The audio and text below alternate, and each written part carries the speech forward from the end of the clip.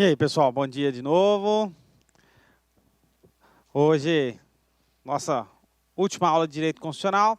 Vamos abordar aí Poder Executivo, tá? O grande foco será o Poder Executivo. E, além de falar do Poder Executivo, vamos falar no finalzinho um pouquinho de segurança pública, quais são os órgãos da segurança pública, né, que fazem parte ali do rol do 144 da Constituição Federal. Então, vamos lá. Vamos começar falando do Poder Executivo. O Poder Executivo é o responsável pela administração, né, por executar as políticas públicas. Então, ele é o grande administrador, é o responsável pela execução das políticas públicas. E, aqui no nosso país, o Executivo, no plano federal, o chefe do Executivo, quem é o chefe do Executivo? Presidente da República, tá ok?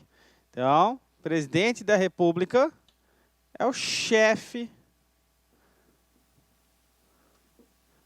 do Poder Executivo. Bom dia. Tudo certo? Ah, não, só para confirmar, né? Vamos lá. Lembrando que nós temos ainda Poder Executivo no âmbito estadual, onde o chefe será o governador. E temos ainda Poder Executivo no âmbito municipal. Aí, no âmbito municipal, o chefe será o prefeito. Beleza. A gente fala que a sua função principal é administrar e executar políticas públicas, mas ele também possui algumas funções atípicas. Esse Poder Executivo aqui tem algumas funções lá, que ele o faz por meio de decreto, né? Então, legislar por decreto, tanto decreto autônomo quanto um decreto regulamentar, ou que vai dar os elementos para execução, fiel à execução das leis. Ou então, ele pode legislar também por medida provisória, tá? Assim como existe a possibilidade de lei delegada, que é aquela onde o Poder Legislativo delega ao chefe do Executivo a iniciativa para produzir leis sobre determinada matéria. Além disso, ele também possui como função atípica julgar. Aí aqui a gente está, né, a nossa referência de julgamento pela administração pública, processo administrativo disciplinar, infrações de trânsito, né, onde você tem o recurso administrativo. Então, possui funções atípicas de legislar e de julgar. Bacana, professor. Mas ele trabalha sozinho lá? Ele fica sozinho lá no Twitter, governando? Não, tá. Presidente da República, ele é o chefe do Executivo e ele tem o auxílio de seus ministros de Estado, que são de livre nomeação e livre exoneração, de livre escolha por parte do presidente da República. Esses ministros de Estado, que são de livre escolha do presidente da República, para você ser um ministro de Estado, você deverá ter pelo menos 21 anos de idade. Você deverá ser brasileiro. Aí aqui vem uma coisa. Ministro de Estado pode ser brasileiro naturalizado? Pode. Ministro de Estado tem que ser brasileiro. A única ressalva, nós já aprendemos uma aula lá para trás. Vamos colocar um asterisco aqui, né? Ministro de Estado de Defesa tem que ser brasileiro nato. Agora o resto basta ser brasileiro. Eu falo, isso daqui é uma aposta minha para essas próximas provas de concurso, porque no ano passado, quando o Bolsonaro anunciou o ministro da Educação, que hoje já nem é mais ministro da Educação, mas quando ele anunciou, um monte de notícia fluiu da seguinte forma: colombiano será o novo ministro da Educação. Aí um monte de gente falou, ai, mas professor, então pode ser estrangeiro. Porra, ele é colombiano, mas ele é brasileiro naturalizado. Tá? Mas é que a forma que as notícias deram a entender, parecia que estava nomeando um estrangeiro. Não, tá? Tem que ser brasileiro. Pode ser naturalizado? Pode, não tem problema. Tá? Bom, já nem é mais, né, inclusive. Além disso, vai ter que estar no pleno exercício de seus direitos políticos. Tá? No pleno exercício de seus direitos políticos. Beleza. Essa é a nossa primeira ideia. Esse presidente da República aqui, como que você vira presidente, professor? Bom, você vira presidente, óbvio, por meio de eleição. Eleição que vai acontecer a cada 4 anos. Lembrando que para essa galerinha do executivo aqui, vamos colocar aqui uma observação, só uma reeleição subsequente. Tá? Só uma eleição subsequente, a famosa reeleição, né? É uma, depois vai descansar. Se quiser voltar depois, não tem problema. Tá? Agora, o Fernando Henrique, por exemplo, pode ser candidato na próxima eleição, se ele quiser? Pode, não tem problema. Ah, mas ele foi presidente 2 mandatos. Sim, mas depois faz tempo que está fora. Né? Só lembrar, no ano passado, se não tivesse sido barrado pela lei de ficha limpa, né, ou ficha suja, o ex-presidente Lula poderia, em tese, ter sido candidato? Em tese, poderia ter sido candidato. Tá? Então, só lembrar deste contexto da reeleição. Eleição, então, será realizada a cada 4 anos. Nessa eleição aqui, não vamos nos esquecer de um outro detalhe. O presidente da República leva junto o seu vice. A eleição do presidente importa em eleição do vice que está registrado com ele.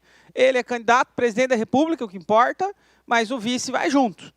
Em alguns países, são eleições separadas. Você vota num cara para presidente, no outro cara para vice. Que não. Que você vota para presidente e o vice vai junto. Tá? Se o presidente foi eleito, o vice vai junto com ele. Esse vice-presidente aqui, além de ter que preencher o mesmo requisito etário, por exemplo, que isso nós não vamos nem colocar aqui, porque nós já vimos lá atrás, o presidente da República tem que ser brasileiro nato e tem que ter no mínimo quantos anos mesmo? 35 anos, né? O vice também tem que atender esses pressupostos. E o vice-presidente da República, ele tem suas atribuições definidas em lei complementar. Tá? Além disso, o vice-presidente, ele pode atua quando convocado pelo presidente da República para missões especiais. E tirando isso, professor, tirando isso, óbvio, o vice-presidente é considerado o substituto natural do presidente da República. Aqui é só vocês lembrarem, vocês lembram, não teve uma época aí, quando a Dilma ainda era presidente da República e o Temer era o vice, aí teve um negócio que viralizou na internet. O Temer mandou uma carta para Dilma, né? Você está online, mas não está falando comigo. Visualiza e não responde, né? Você está me ignorando. Gente, ele mandou isso, óbvio que não foi esse o teor exato, né? Mas quando ele manda aquela carta para Dilma que viralizou na internet, é por quê? Porque a gente observa que a função do vice-presidente, em regra, é substituir o presidente quando ele não pode estar ou quando ele está fora do país. E ele atuará quando for convocado pelo próprio presidente. A reclamação do Temer à época é que ele não estava sendo chamado para nada, né? Como ele reclamou que ela estaria deixando ele de fora do governo, de fora das decisões. Beleza. Eleição. Essa eleição aqui ocorre sempre em outubro do ano anterior ao término do mandato. Então, outubro do ano anterior ao término do mandato. Essa é a... Por isso que outubro do ano, antes de fechar os 4 anos, a gente tem que ir lá votar no nosso próximo presidente da República. Essa eleição acontece primeiro com o primeiro turno, né? Então, primeiramente, o primeiro turno. Primeiro turno, tá? Nesse primeiro turno, para o cara ser eleito, ele deverá possuir maioria absoluta dos votos. E aí, olha só, vamos afastar uma lenda da internet. Maioria absoluta dos votos não computados, brancos e nulos. Então, voto branco e nulo não conta, tá? Sabe aquela história? Se 80%, né, aquelas correntes de WhatsApp, se 80% dos eleitores votarem nulo, anula a eleição, tem que fazer outra, não sei o quê, papapá. Mentira, porra nenhuma, tá? Se o cara só tiver um voto, só teve um voto, só uma, todo mundo votou nulo, menos um cara que votou nele mesmo. Está eleito, porque 1 de 1 é 100%, ele teve maioria absoluta dos votos, tá? Então, maioria absoluta dos votos, não computados os brancos e nulos. Beleza, professor. E se não tiver um candidato que obtenha maioria absoluta? Se não tiver maioria absoluta, não conseguiu maioria absoluta, só tem um caminho. Segundo turno. Não tendo, nós vamos para o segundo turno. O segundo turno será composto, obviamente, pelos 2 mais votados.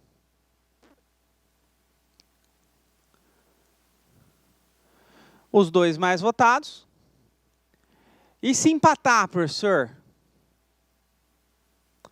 Pois é, se empatar, vai o mais idoso.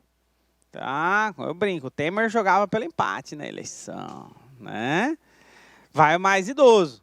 Aí, professor, quase impossível. É mais fácil ganhar na Mega Sena do que empatar uma eleição. Sim, né? Mas a Constituição já prevê. Professor, e se eles tiverem nascido no mesmo dia, alguém nasceu antes? Se eles forem gêmeos, professor, um saiu primeiro, e se tiver saído ao mesmo tempo, vai para o inferno, tá? Não vai cair isso na sua prova. O mais empate é o mais idoso, ponto, resolvido o nosso problema. E aí, nós vamos colocar uma expressão aqui, vou botar em vermelho. É uma expressão que eu gosto de usar para que vocês decorem uma seguinte situação.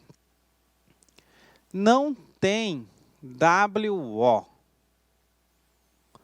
no segundo turno. WO é uma expressão, quando você vai jogar algum esporte, você vai praticar algum esporte, você chega e o seu adversário não comparece. Se o seu adversário não comparece, você é declarado o quê? Vencedor. Tá? Jogo de futebol é super comum, o cara vai lá, vai, apita, né? O time bota a bola para frente, faz um gol, acabou, parabéns, vai todo mundo para casa feliz. Tá? Não existe WO em eleição de segundo turno. Como assim, professor? Se antes da eleição o cara morre, um dos candidatos, tem 2. Um morreu, pá. O que faz? Esse daqui já ganhou? Não. Chama o terceiro colocado para disputar o segundo turno. Inclusive, no ano passado teve um movimento até na internet, e isso voltou a ficar na moda, esse assunto. Por quê? Morte, desistência, renúncia do candidato a presidente, chama o outro. E aí tinha um movimento falando, né, os 2 candidatos que foram para o segundo turno no ano passado foram o Bolsonaro e o Haddad. E em terceiro lugar ficou o candidato Ciro Gomes.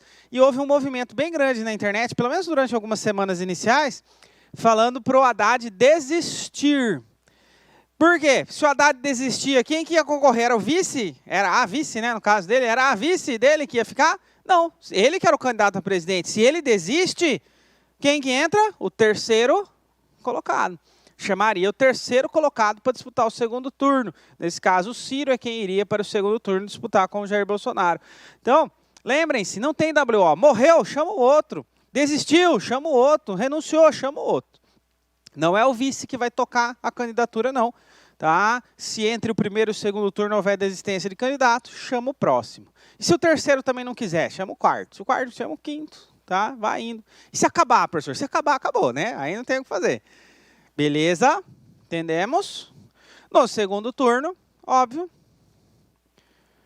será eleito aquele que tiver maioria dos votos. Aqui só tem 2, né? Então, aquele que tiver maioria dos votos será eleito. E uma vez eleito, ele tomará posse perante o Congresso Nacional. Esse é bem comum nas provas, perguntar onde que o presidente da República toma posse. O presidente da República toma posse perante o Congresso Nacional. A posse do presidente da República já é definida. Essa posse, de acordo com a Constituição, acontecerá no dia 1º de janeiro, perante o Congresso Nacional. Nessa posse, ele vai lá para o Congresso prestar compromisso. Prestar compromisso do quê, professor? Defender o bem-estar do povo em geral, defender e cumprir a Constituição e as leis, postar diariamente no Twitter. Não, mentira, esse não está lá na Constituição. Mas, enfim, defender a Constituição e as leis federais, tá? Defender o bem comum de todos, a união, a integridade e a independência. Então, vai prestar compromissos perante o Congresso Nacional de respeitar fielmente a Constituição. Essa posse,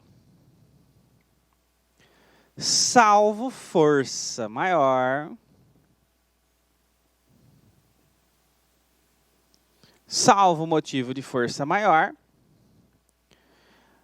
essa posse, presidente e vice tem 10 dias para tomar posse. Por quê? Porque se ele não tomar posse em 10 dias, o cargo será declarado vago. Tá? Então, presidente e vice tem 10 dias para tomar posse. Sob pena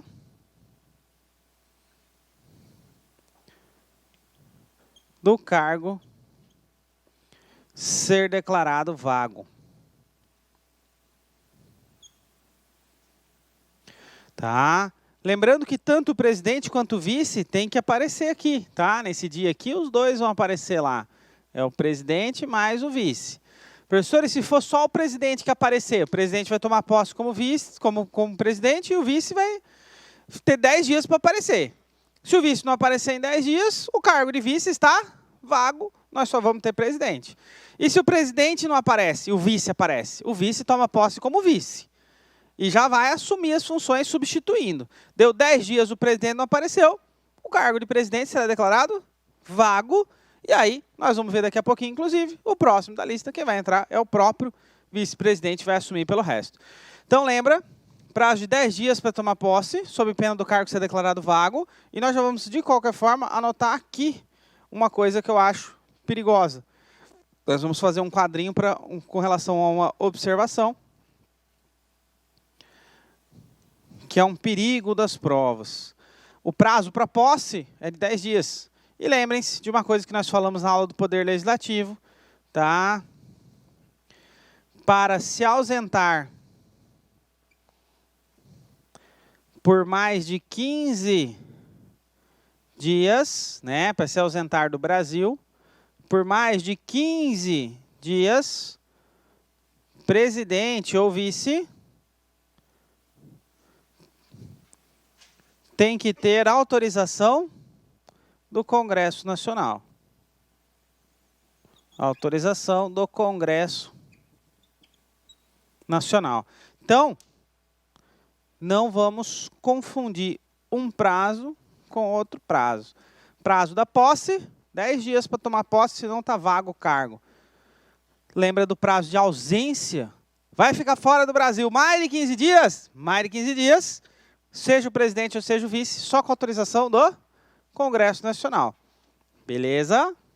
Então tá. Esse daqui é o primeiro quadrinho, né? A gente ir acordando nessa segunda-feira. Vamos falar da sucessão presidencial. Substituição, sucessão, né? Posso apagar esse pedacinho daqui já, essa primeira metade. Então vamos lá.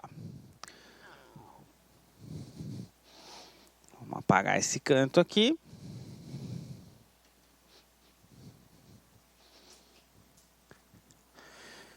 Para a gente começar falando pela substituição, pela linha de substituição. A linha de substituição que também é utilizada para a parte de sucessão do presidente. Vou deixar esse canto aí, depois a gente termina de apagar. Então vamos lá.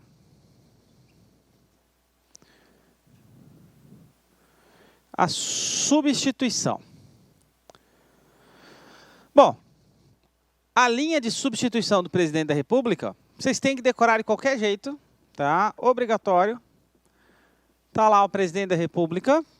Se o presidente da República não puder, quem vai substituí-lo? O vice-presidente da República. Se o vice-presidente da República não puder, também está junto, professor, também viajou, foi embora, também está lá. Se ele também está fora, vai parar no presidente da Câmara dos Deputados. Se o presidente da Câmara dos Deputados, sei lá, o senhor está internado, está doente, bom, aí vai parar no presidente do Senado. O senhor presidente do Senado está com a dor de barriga, não pode. Então, vai parar o presidente do Supremo Tribunal Federal. Professor, ele também não pode, morreu todo mundo aqui. Tá, faz um grupo no WhatsApp e a gente vê para onde nós vamos, tá? Essa é a linha de substituição do presidente da República. Óbvio, gente, né? Ah, professor, e se não tiver mesmo, se acontecer, morreu todo mundo, tá? Bom, tem 513 deputados federais. Se morreu o presidente da Câmara dos Deputados, sobrou 512. Eles vão ter que fazer uma nova eleição para presidente da Câmara dos Deputados. No Senado são 81, se morreu o presidente, sobrou 80, eles têm que fazer uma nova eleição para presidente do Senado. Enquanto isso, professor, presidente do STF, se acontecer alguma coisa com ele, a presidência do Supremo Tribunal Federal, ela é rotativa. Todo mundo tem que ser presidente, já tem a definição até quem vai ser os próximos e tudo mais. O próximo vai assumir e dá-se um jeito, tá? Beleza. Primeira observação sobre isso daqui. Quem tiver respondendo criminalmente nessa lista,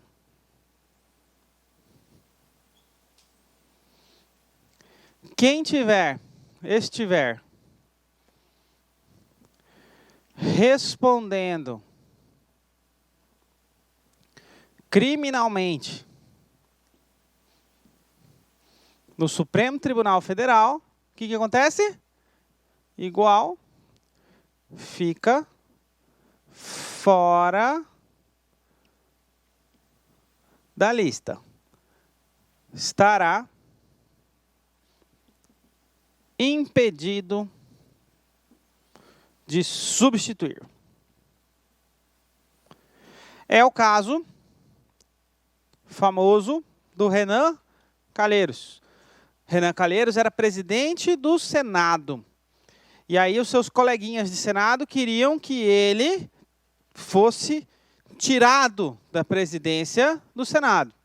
E aí eles falaram assim, olha, não tem como ele ficar na presidência do Senado, porque ele está respondendo aí, então ele não pode substituir o presidente. E aí o que o STF falou? Falou o seguinte, olha, realmente ele não pode substituir o presidente por estar respondendo criminalmente aqui no Supremo. Mas isso não impede de que ele continue como presidente do Senado. Então o cara que está respondendo criminalmente no Supremo, o que vai acontecer com ele ele fica fora da lista de substituição. Se o presidente da Câmara estiver respondendo perante o Supremo Tribunal Federal criminalmente, o vice-presidente não está. Era para vir para ele. O que vai acontecer? Pula. Vai para o próximo da lista. Tá? Então, quem estiver respondendo criminalmente aqui, fica fora, fica excluído da lista de substituição, mas pode permanecer no cargo que ocupa sem problemas.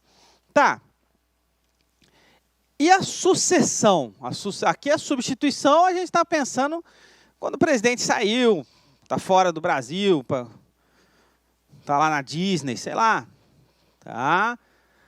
Não está aqui dentro. Mas e se acontece alguma coisa? Aí a gente vai pensar na sucessão do presidente. Bom, então vamos lá. Está lá o presidente da República, ele, sei lá, ele foi cassado, né? Renunciou, ou sei lá, morreu. Tá? Então, sofreu um pedido de impeachment, né? Foi cassado no processo de impeachment, renunciou, morreu, enfim, aconteceu alguma coisa com o presidente. Se acontece alguma coisa com o presidente, a consequência óbvia disso tudo aqui é que vai cair nas mãos do vice-presidente. O vice-presidente da República, ele, vice-presidente da República, assume pelo resto do mandato. Se for no primeiro dia, o presidente da República da Área, 1º de janeiro, botou a faixa nele, infartou, puf, morreu. O vice-presidente entra e fica o resto do mandato. Faltava 2 dias e o presidente morreu, faltava 2 dias para terminar. O vice vai lá e vai assumir e vai ficar 2 dias. Então, o vice sempre fica pelo resto do mandato. Tá, mas aqui é da substituição, se ele estiver respondendo criminalmente no coisa, ele vai estar afastado. Aí vai ser uma situação que, enquanto não resolver no Supremo, vai ter que vir parar na mão desse outro. Lembrando que daí esse afastamento aqui do vice também, quando a partir do momento que ele vira presidente, o afastamento dele vai ser por no máximo 180 dias, assim como é o caso do afastamento do presidente, né? Mas esse é o próximo quadro até que nós vamos fazer do afastamento deles. Aqui, o vice assume pelo resto. Mas vamos imaginar, sei lá, o vice também sofreu um processo de impeachment. Ou então o vice cansou, não queria mais. Ou então o vice morreu. Sei lá, vamos imaginar uma situação hipotética. Pensar que a gente tinha, sei lá, uma presidente que gostava muito de andar de bicicleta. Um dia ela pedalou tanto que acabou caindo da bicicleta e o quê? Saiu do cargo. Sofreu impeachment, porque estava pedalando demais, sofreu impeachment. Entra o vice. Tá? Aí o vice, entra lá ele, né? Um vice, uma figura bem clássica. Ele está lá na casa dele, acaba, sei lá, serve uma sopa de alho para ele, ele passa mal e morre. Nós chegamos perto pela primeira vez. Como que é o nome disso? Quando não tem mais nem presidente nem vice. Isso significa a dupla vacância. Nós não temos mais nem presidente nem vice. Piadinhas à parte, né? Há pouco tempo atrás, nós quase nos deparamos com essa situação. Tínhamos uma presidente da República, Dilma, que sofreu o processo de impeachment, saiu, o vice assumiu, e o vice foi objeto de 2 denúncias criminais. Tá? A Câmara dos Deputados segurou as 2, mas chegamos perto de, possivelmente, termos essa situação de dupla vacância. Beleza. E se acontecesse, né? Se vier a acontecer uma situação de dupla vacância, como que funciona? Aí nós vamos ter que dividir. Tá? Nós vamos ter que dividir de acordo com o momento que a dupla vacância acontece.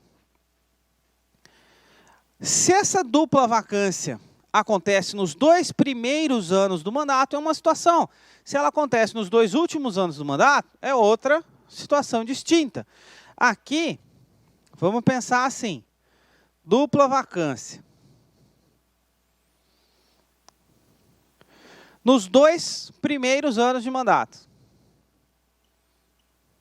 Os 2 primeiros anos de mandato. Mandato de 4 anos. A dupla vacância acontece nos 2 primeiros anos. Falta bastante tempo, não falta? Falta. Se falta bastante tempo, poxa, quem que vai ter que escolher um presidente? O povo. Falta bastante tempo, vamos chamar o povo. Então, teremos eleições diretas. Tá? Para juntar o povo todo para votar, não é tão simples. Se não é tão simples, eleições diretas, que serão realizadas em até 90 dias. Se a gente está nos 2 últimos anos do mandato,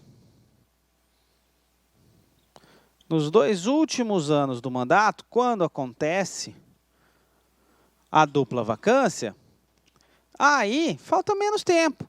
Precisa resolver mais rápido. As eleições serão do tipo indiretas, ou seja, o próximo presidente vai ser escolhido pelo Congresso Nacional.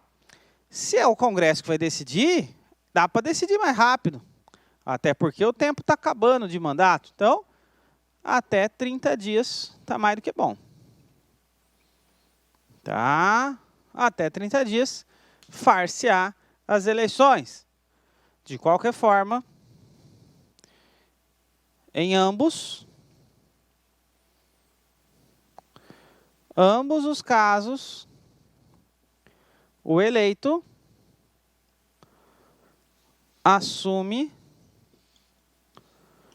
pelo resto do mandato. A gente chama isso aqui de mandato tampão.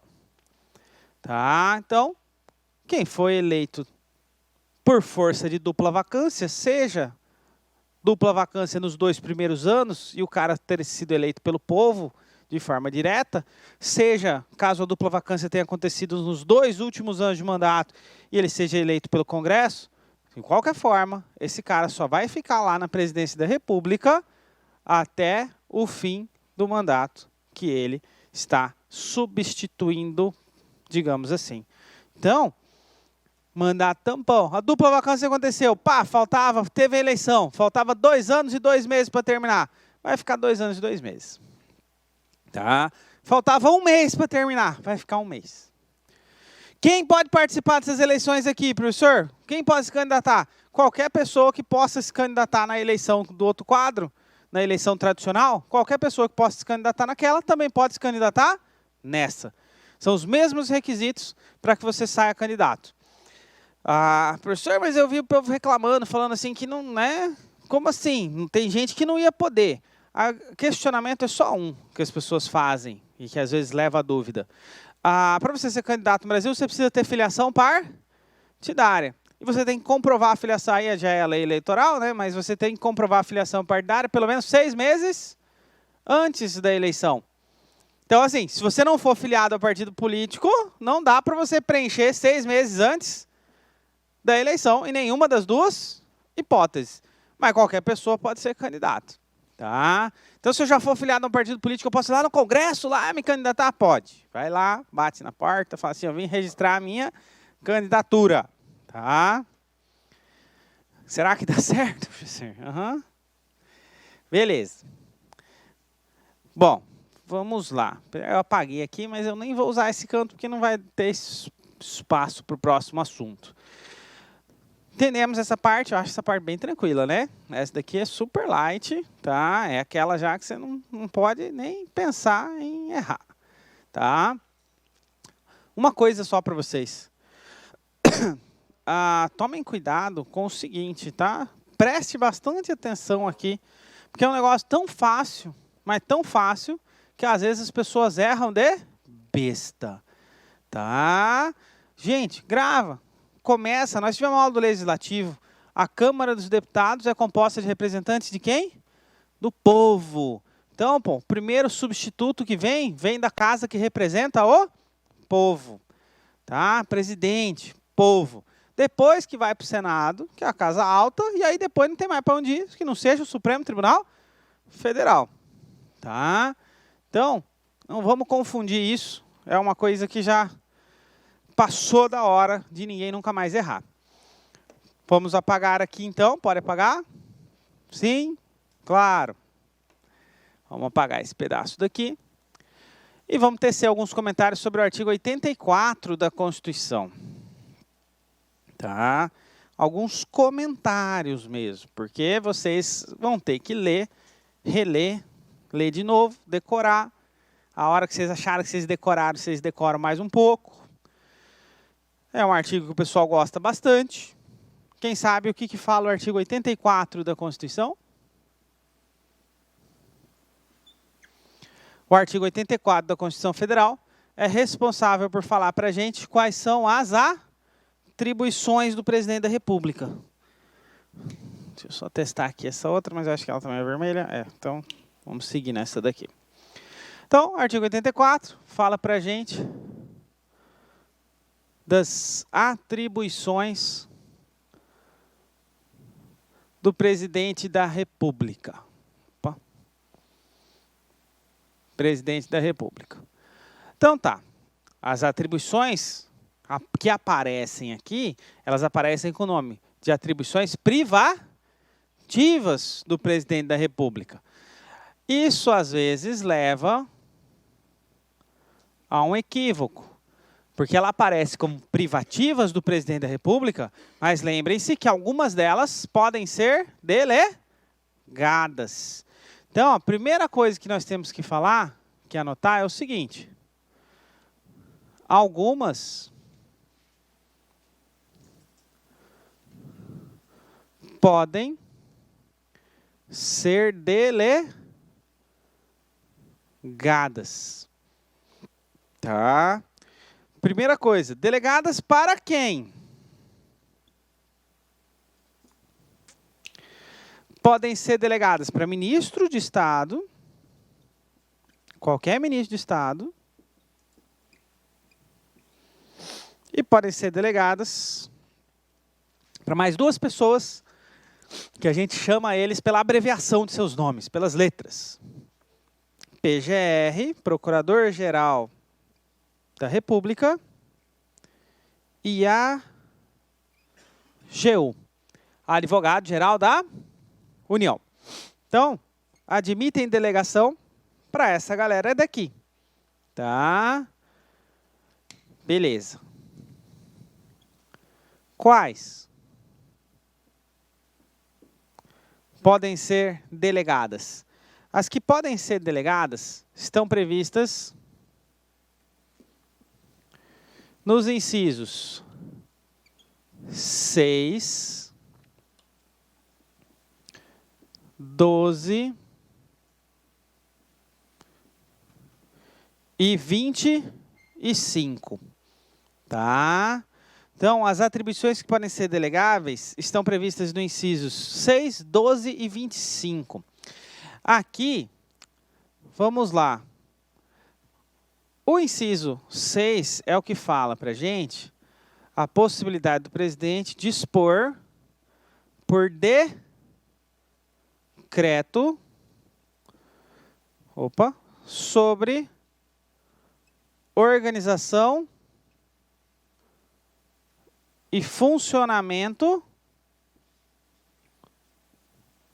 da administração federal. Tá? Aqui a palavra que eu quero que vocês associem, vocês vão dar uma lidinha lá depois, mas a associação que eu quero é: isso daqui não pode implicar aumento de despesa. Tá? Não pode implicar aumento de despesa. Nós vamos colocar uma que nós vamos grifar ela de vermelho, tá? Que é a do inciso 12 e que é a mais importante de todas para decorar. Por quê, professor? Porque é a que mais cai. Tá? É uma atribuição passível de delegação a concessão de indulto. assim como a comutação de penas.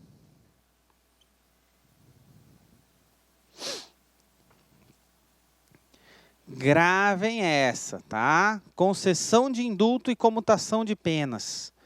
Principalmente a concessão de indulto. Concessão de indulto como uma atribuição delegável do presidente. Eu já perdi as contas de quantas vezes foi cobrado na prova. Tá? Como assim, professor? O examinador vai lá e coloca. A concessão do indulto é uma atribuição privativa do presidente, logo indelegável. Então, o presidente da República poderá delegar a concessão de indulto ao PGR. Aí tá certo. Então, bastante cuidado com essa. O 26, tá? 26 não, desculpa, o 25, é com relação ao provimento, ao prover.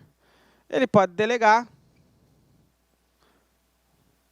o provimento de cargos federais, de cargos na administração federal. São dois verbinhos lá, mas é o provimento é que é passível de delegação.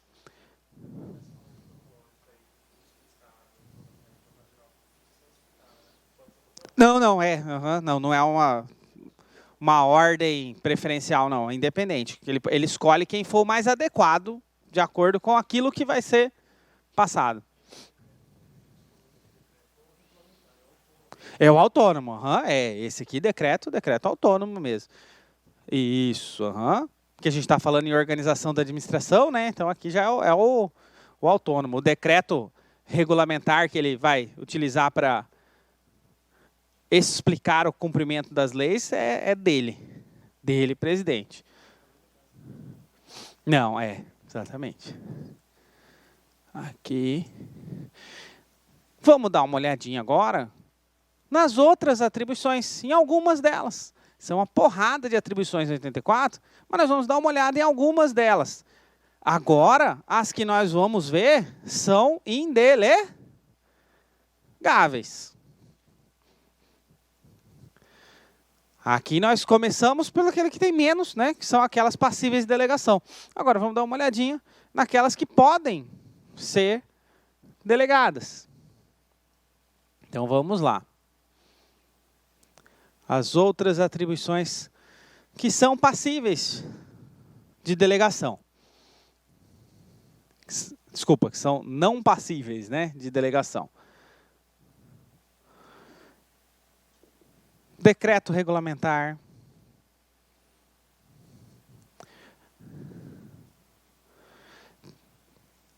Decretar.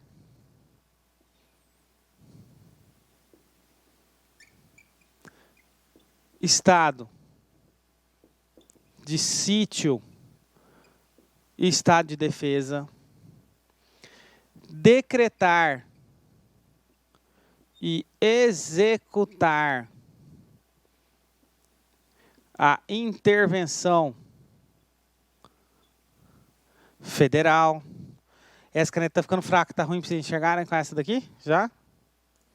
Com a preta? Ainda está bom, então beleza.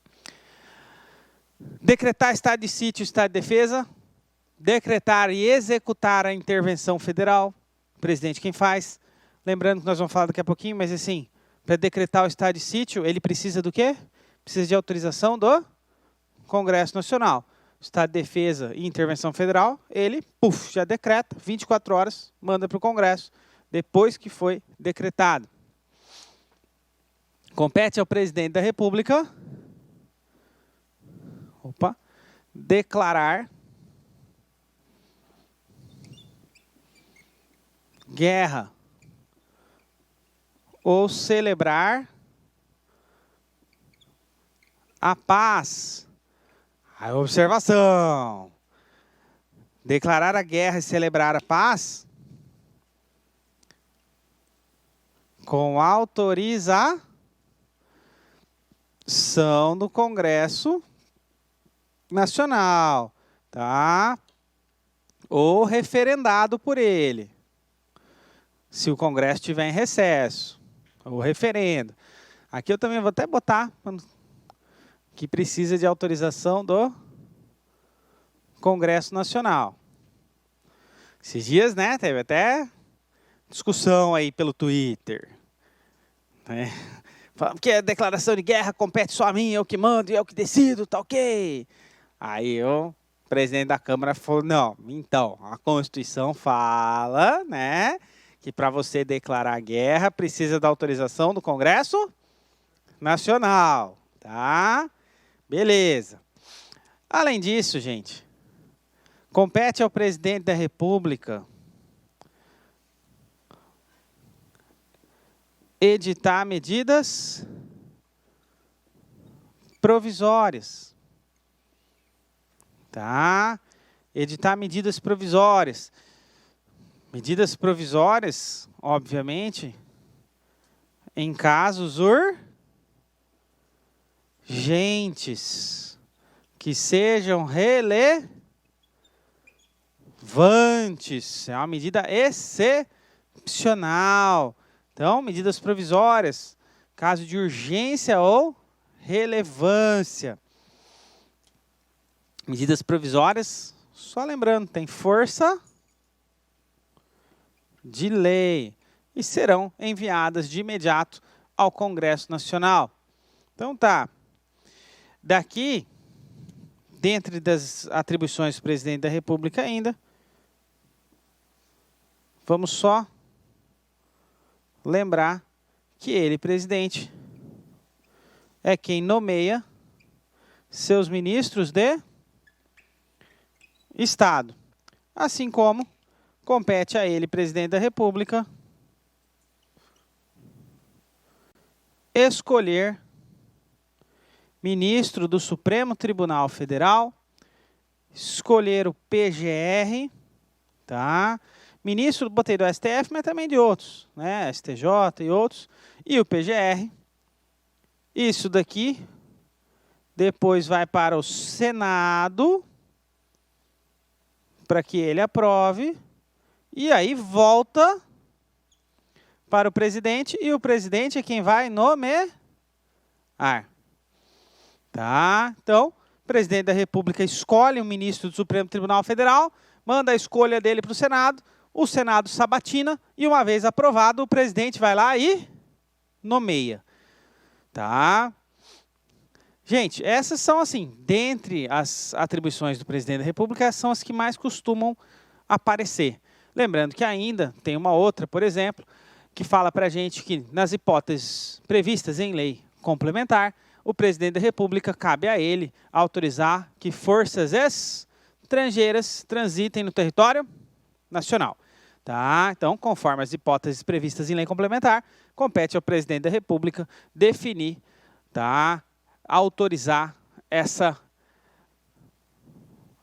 entrada de forças estrangeiras. Vamos lá. Posso apagar aqui para a gente falar de agora. Agora vamos falar de um ponto bem importante, que é a responsabilização do presidente da República. Deixa eu falar para vocês, um de vocês, um voluntário aí, pede uma canetinha preta lá. A vermelha tá beleza, só a preta. Enquanto isso eu vou apagando aqui. Pode apagar? Pode, né? Sim, professor.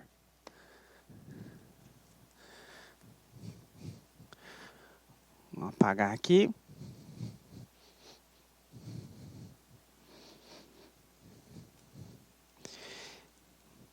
E essa próxima parte que fala da responsabilidade, vou falar para vocês, essa cai bastante. O que é responsabilidade? Do que nós vamos falar, professor? Processo de impeachment. Tá? Processo de impeachment. A responsabilidade penal também do presidente da República. Então, já vou colocando aqui alguns detalhezinhos. Responsabilidade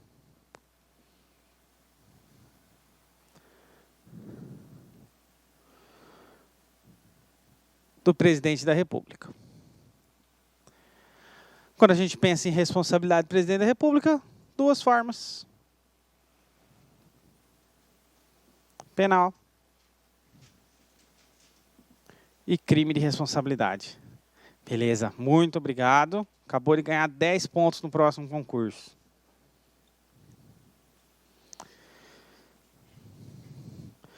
Então vamos lá, vamos retornar.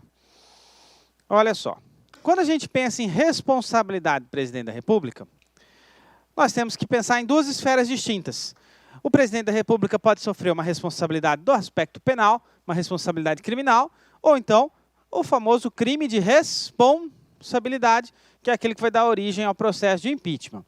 Tá, vamos colocar algumas características aqui dessas responsabilidades. Primeiro, no caso de responsabilidade penal, lembrem-se que o presidente da República não pode ser responsabilizado por atos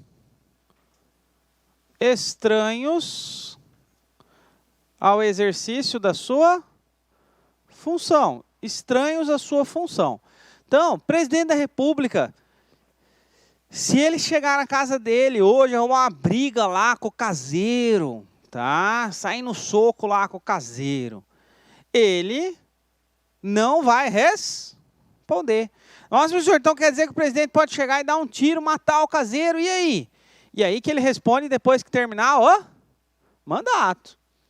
Tá? Vai responder depois de terminar o mandato. Óbvio que se ele der um tiro e matar o caseiro sem a mínima motivação, sem porra nenhuma, muito possivelmente vão entender que isso pode dar ensejo a um crime de responsabilidade, uma conduta, abrir um processo de impeachment, fazer alguma coisa com ele. Mas assim, do ponto de vista criminal, tecnicamente falando, ele vai responder depois do mandato. Atos estranhos às suas funções, só depois do mandato. Então ele não pode ser responsabilizado por atos estranhos à sua função. Inclusive, vocês podem se lembrar aquela questão aí, né, de você chamar a coleguinha, falar para a coleguinha que ela não merece ser estuprada. Essa questão aí está o quê? Está suspensa. Tá? O processo está suspenso porque é um ato estranho à função, está suspenso, volta a responder depois que terminar o mandato. Beleza. Quando a gente pensa em responsabilidade penal do presidente da República, a denúncia ou queixa só pode ser feita por um cara. Quem é o cara?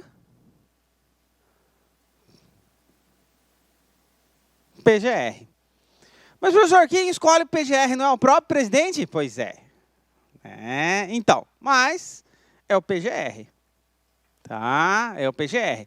Isso é objeto de algumas críticas, inclusive aqui no Brasil, tá? Porque o PGR é escolhido pelo presidente.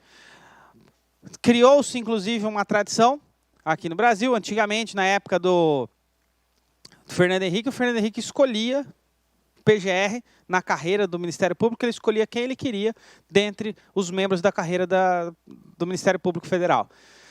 Depois, nos governos do Lula, começou uma tradição que foi mantida por um bom tempo, que era o quê? O Ministério Público faz uma lista tríplice. E essa lista tríplice, o presidente escolhia o mais votado. Isso vai entrar na moda de novo daqui a alguns meses. Por quê? Porque daqui a alguns meses vai ter uma escolha de um novo Procurador-Geral da República. E aí vocês vão observar, vão falar assim, o presidente é obrigado a seguir a lista tríplice? Não. Ponto. O presidente não é obrigado. Tanto não é obrigado que o Lula seguiu, a Dilma seguiu, todos eles foram escolhidos de acordo com a votação, então a categoria que escolhia, né? E o mais votado era chamado para ser o PGR. O Temer já mudou isso. O Temer, quando escolheu a Raquel, ela não foi a mais votada. O mais votado foi outro cara, ele que escolheu ela. Tá bom? Então, assim, isso vai ser um tema que vai aparecer para vocês daqui a pouco na internet, e aí, como vira notícia, acaba caindo em prova de concurso. O presidente da República é obrigado a seguir a lista tríplice? Não, pô. O que eu coloquei aqui? Escolher ministro do STF, escolher PGR. Então, ele escolhe. Tem que ser alguém da carreira, óbvio, né? Dentro da carreira tem, não dá para escolher. Vamos escolher um cara aí que nunca passou na porta do Ministério Público. Aí não. Agora, vai ter que ser o quê? Quem ele quiser. Dentro da carreira, não fica vinculado. Então tá, PGR, e aqui em crime de responsabilidade. Crime de responsabilidade, tá lá no artigo 85 da Constituição Federal, mais lei Tá? Essa lei que define crime de responsabilidade, lembra que obrigatoriamente tem que ser uma lei federal. Por quê? Porque legislar sobre crime de responsabilidade é competência privativa da União. Tá? Então, a Constituição define o que é crime de responsabilidade, dá os conceitos, mas lei federal é quem vai trazer exatamente quais são os conceitos do que é ou não crime de responsabilidade. Lembrando que aqui se encaixam, de qualquer forma, atos que afrontam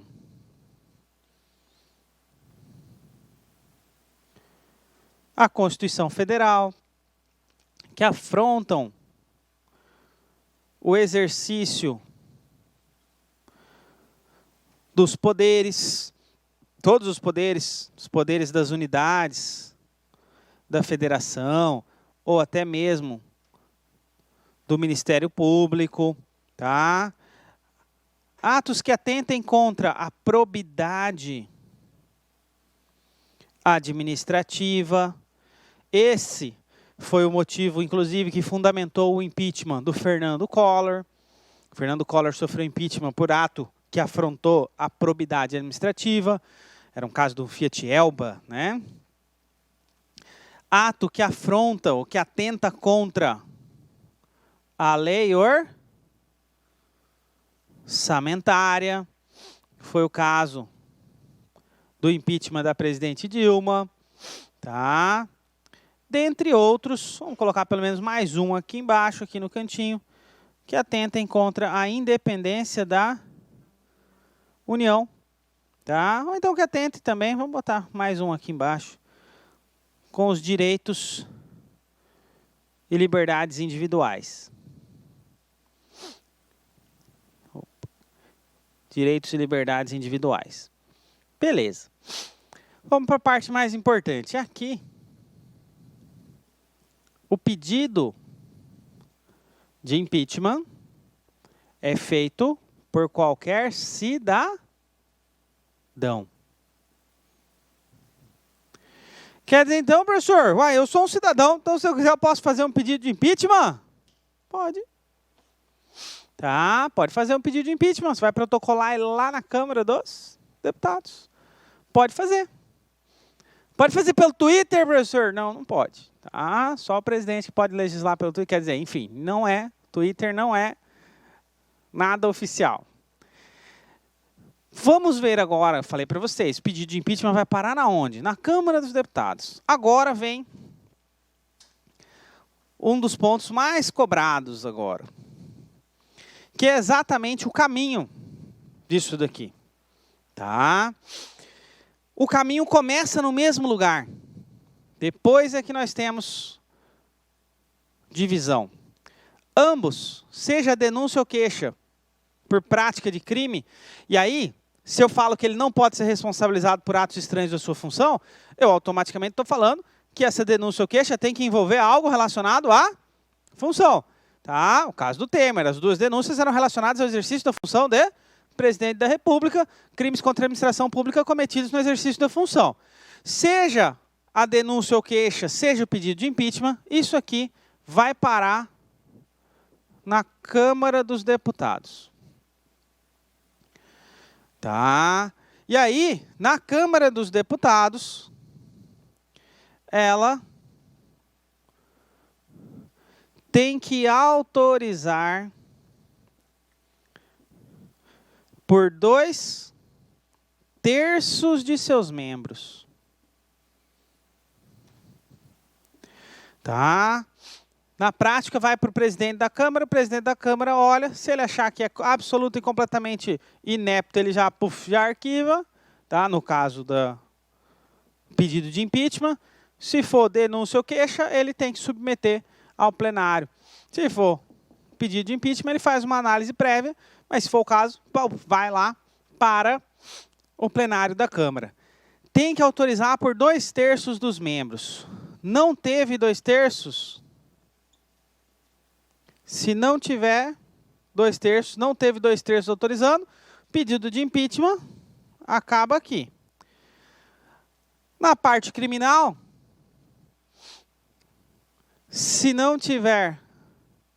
2/3 autorizando, isso daqui responde depois do mandato. É o que aconteceu com o Temer. A Câmara dos Deputados negou seguimento às denúncias que foram oferecidas contra ele. Ele terminou o mandato dele e passou a responder depois. Inclusive foi preso, foi solto, está preso de novo. Né? Vocês devem ter visto. E fica uma curiosidade, vocês viram que divulgaram, a Polícia Federal foi lá, a pedido, inclusive, né, do próprio Temer e de seus advogados. O Temer não quer se submeter a banho de sol. Tá? E as janelas de sua cela foram fechadas com insufilme 100%. É verdade, está na internet mesmo. Fechou e ele não vai tomar banho de sol. Tirem suas próprias, né? Tirem suas próprias conclusões sobre essa notícia. Tá? Professor, não entendo, não sei o que você está falando. Um dia vocês assistam Van Helsing, Drácula, qualquer coisa dessas, e vocês vão entender do que eu estou falando. Essa autorização, essa sessão aqui, ó, de acordo com o Supremo Tribunal Federal, isso aqui, obrigatoriamente, tem que ser feito com voto aberto. Eles queriam que o voto fosse fechado.